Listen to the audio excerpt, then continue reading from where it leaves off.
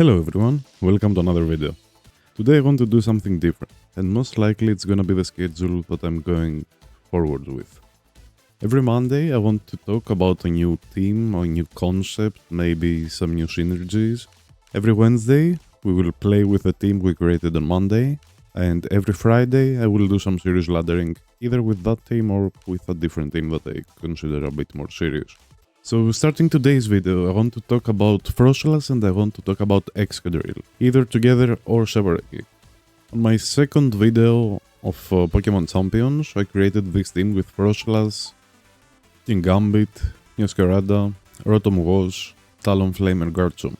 What I wanted to do with this was counter what was day 2 meta, which was a lot of Charizard while laddering, a lot of Scarf Basculegion, Sneasler and stuff like that. With Froslass we tried to counter the weather, with Kingambit we tried to catch Sinistcha and Basculegion. Mew was there to counter Garchomp and Basculegion, along with Kingambit occasionally with low kick. Rotom was just a good controller of the field with Will-O-Wisp, Hydro Pump on some fire types, Thunderbolt to cover some weaknesses. Talonflame was there to one-hit KO Sneasler with Dual Wing Beat, Flare Blitz was nice to hit Venusaurs, and here we had a Garchomp with Yeti Berry as a generic good pair with Talonflame. The next day we tried Floette. This team was the best team on my channel for the last 2 weeks. If I was to join a tournament, I would pick this team to play with. The whole concept was around using Floette with timid nature, max speed, max special attack, with psychic over Calm Mind, and we caught Sneaslers with our Jolly Sneasler with a fake out, killed the Sneasler with a psychic and moved on with our lives. While doing that, we had a cycle of fake out with Incineroar and Sneasler, some speed support with Milotic, our Tailwind setter which was the Dragonite, and what became one of my favorite Pokemon, which is Mold Breaker Scarf Excadrill. Mold Breaker Scarf Excadrill works well next to Dragonite. We also used it next to Sneasler with Focus Sash and Unburden to break our Sash and enable our Unburden so we could be faster than anything on the field. And the team performed really well. I think we went with 10 wins and a loss or something like that. Moving forward, I started creating teams and I wanted to not repeat the same Pokemon as much as I could. But yesterday I saw a team that used one of my favorite Pokemon and one of my favorite ideas. That team is this one.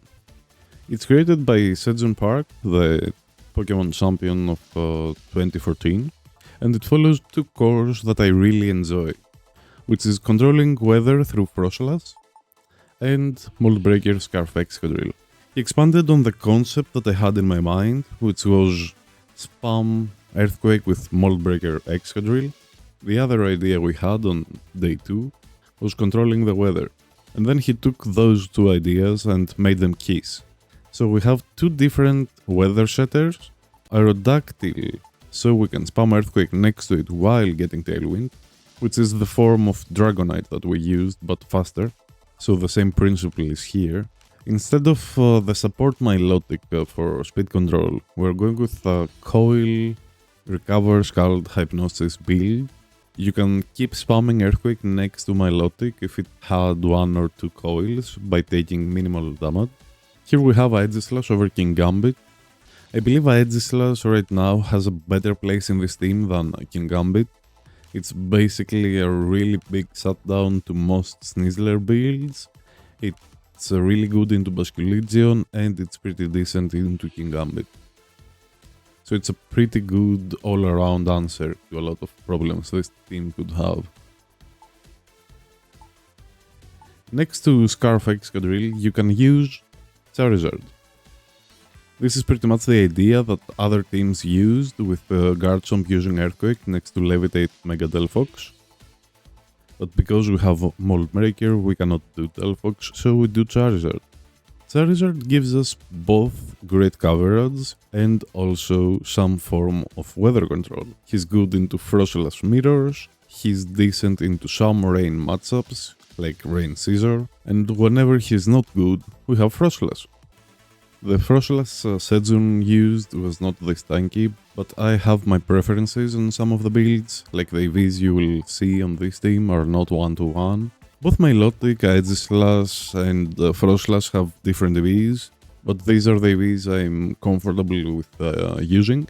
I'm a pretty big supporter of Frost Slash not needing that much special attack because of the high base special attack on Mega Evolving, and making it leave some stuff like Weather Ball from Mega Meganium, Shadow Balls from opposing Frost Slash, some Heat Waves from, let's say, Delphox, to me has more value. On the Edge Slash EVs, he didn't use 32 attack EVs, which is valid, but I see a lot of Edge Slash on the ladder, and if you don't have 32 EVs with Adamant Nature, you cannot hit consistently Edge Slash with Shadow Sneak. On Milotic, he's using 31 defense EVs with a nature that boosts defense, but in my opinion, using Coil is already enough to cover for your defense, and your special defense is what most people will target, even though naturally it's higher, because the moves that are good against Milotic are special for the most part. It's gonna be the Leaf Storms, it's gonna be the Electro Shots, it's gonna be the Solar Beams. So for me, having some special defense investment with a few points and positive nature usually covers a lot of the damage that I'm going to see against me. Also, people, when you use Coil, start using random special attacks on you. You will see a lot of Pelipers trying to Hurricane you and random Weather Balls. Also, Rotom is in really high usage right now, so getting Thunderbolt or Volt Switchstone or Electro Web is something that you're gonna see. So I believe in every scenario having at least some special defense bulk will make Milotic feel better. Talking about Rotom, when we made this set, the core idea was to kill Snizzlers, to hit King Gambits, to have another way of Rock Sliding Charizard, to hit Tyranitar with the Earthquakes. If we saw a stray Floet, which was not that popular, we could use Iron Head. Iron Head is also good into Frost Slash, and removing Levitates from Delphox and Rotom was really nice on paper. I think this is gonna be the best turn 1 ever.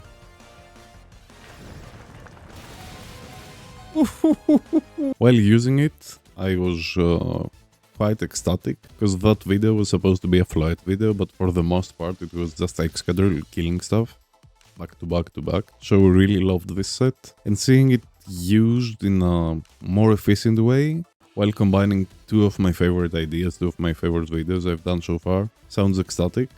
Before making this video, I played this team because I wanted to see if it feels as good as it felt back then, and I can say it's still really meta relevant. I went on a 5-win streak with it, so I'm pretty positive about this team. Sometimes we play some teams that I don't feel that confident in, let's say the Agron team that we played the other day, but this is a team I could probably use and hit champions with. So this is the concept of the team, and this is the code for the team. If you want to use it before you see it played, feel free to. Thank you for joining, and I will see you on Wednesday trying this team out. Goodbye.